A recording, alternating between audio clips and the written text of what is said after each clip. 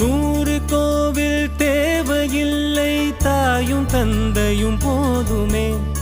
ஊரில் உள்ள தெய்வம் எல்லாம் எங்கள் வீட்டில் வாழுமே. யாரும் இல்லை என்றுதான் இங்கு யாருமே இல்லை.